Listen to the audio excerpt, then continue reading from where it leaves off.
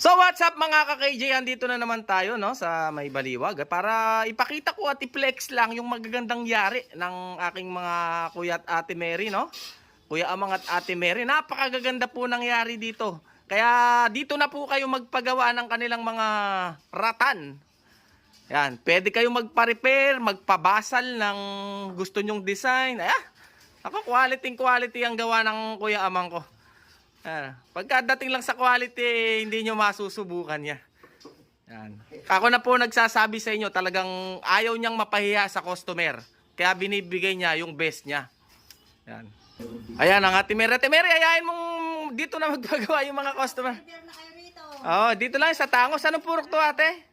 Purok 3. Ayun, purok 3 dito sa Tangos. Pa-repair na kayo ng ano nyo dito, ng mga sinauna nyo. Napakasarap kasing upuan nito, malamig, mga presko.